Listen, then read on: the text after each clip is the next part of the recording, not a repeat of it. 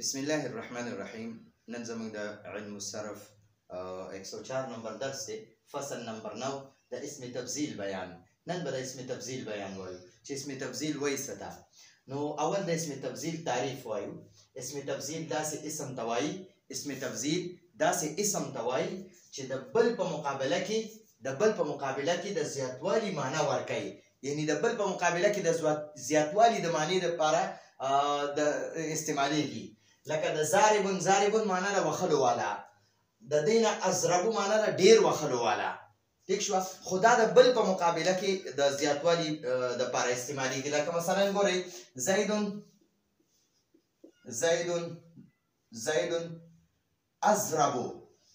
اضربو من حامد.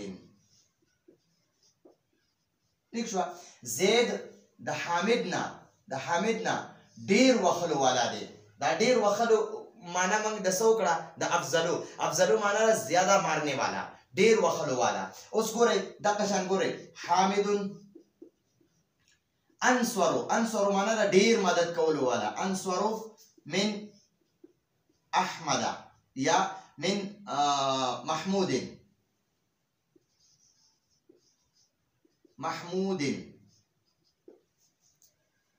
دلته حامدون دی. ها، زید اضرب من حامد، او حامد انصر من محمود. حامد د محمود نه زیات مدد کولو والا دی. محمود هم د خلکو مدد کوي، خو د حامد د خلکو ډیر زیات مدد کوي. نو ګورئ دغه ته وایي اسم تبذیل. داسې اسم ته وایي چې د بل په مقابله کې د زیاتوالي معنا ورکوي، یعنی د زیاتوالي معنی لپاره استعمالیږي. لکه زاربون نه اضربو، زیدون اضربو من حامد. دغه شان دی حامد انصر من محمود. ٹھیک شوه؟ نو لکه د ناصرون معنا ده مدد کولو والا، او انصر معنا ده ډیر زیات مدد کولو والا. فاتحون معنا ده کلاوولو والا. افتح معنا ده ډیر زیات کلاوولو والا. ٹھیک شوه؟ خو دا به د څنګه استعمالیږي؟ لکه د بل چا، اوس د محمود په مقابله کې دا حامد نه دی، حامد دا زیات مدد کوونکی دی. نو د لپاره به دلته کې اوس مونږه اسم تبذیل استعمالو، ځکه چې د زیاتوالي معنا ورکوي. نو د زیاتوالي حامد د محمود نه زیات مدد کوونکی دی، مدد کولو والا دی. ٹھیک شوه؟ نو دا انصارو معنا ده زیات مدد کولو والا، زیات مدد کوونکی یا مدد کولو والا. ٹھیک شوه؟ زیات مدد کولو والا.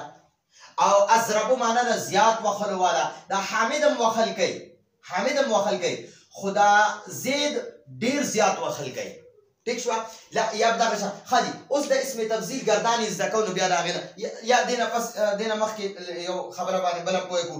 لکه اوس ګورئ، یا دا ګردانه ولې زده کوو؟ د اسم تبذیل ګردانه ولې زده کوئ؟ د واحد مذکر دپاره راځي افعلو په وزن باندې چې کومه صیغه وي هغه به اسم تبذیل وي، د زیاتوالي معنا به ورکوي.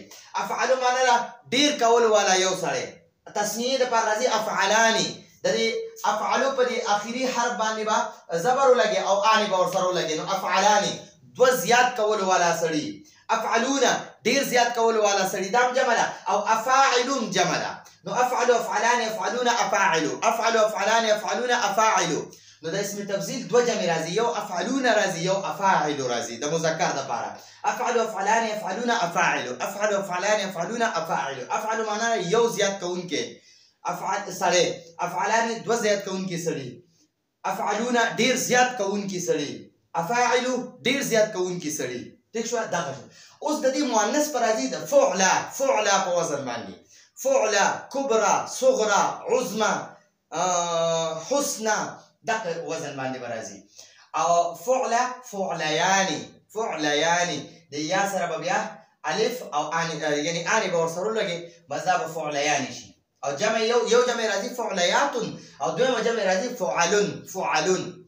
نو فعلیان فعلیاتون فعلون. فعلا معنا ده یو زیات کوونکې ښځه، فعلیانې دوه زیات کوونکې ښځې، فعلیاتون ډېرې زیات کوونکې ښځې، او فعلون معنا هم ده ډېرې زیات کوونکې ښځې. ٹھیک شوه؟ لکه اوس ګورئ دا دغه چې دی د افعلو په وزن باندې به راواخلو مونږ اکبرو معنا ده یو زیات غټ.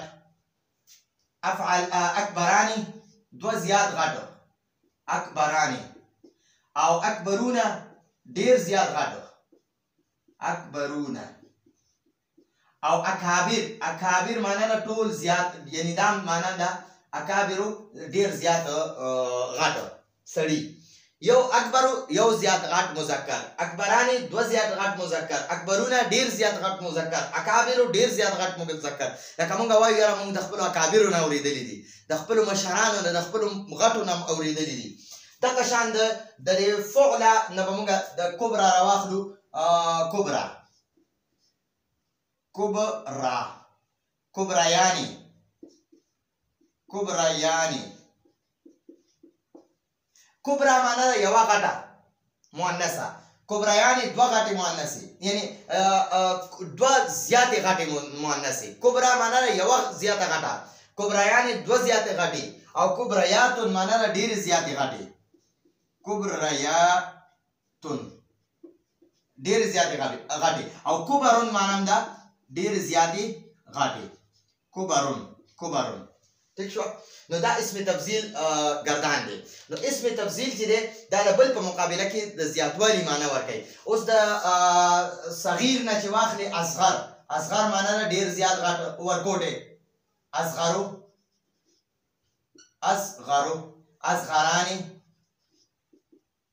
اصغرانی دو ډیر زیات واړه اصغرونه ډیر زیات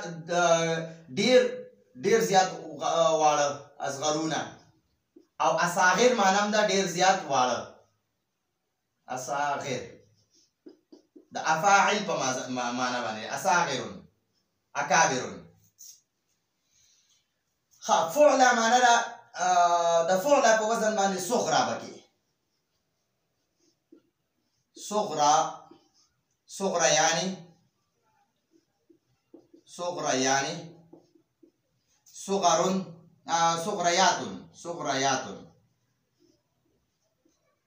صغريات او صغرون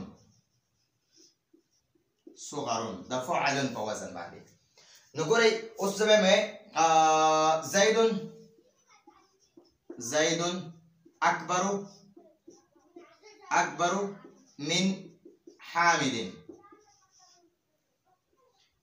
من حامد ٹھیک شو زید د حامد نه ډیر غټ دی ٹھیک شو اوس په د مؤنث د پاره راځي لکه ګورئ فاطمه صغرا نه کبرا د مؤنث د پاره به کبرا راځي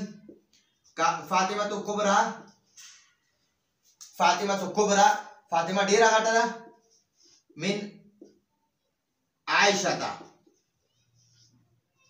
د عائشینا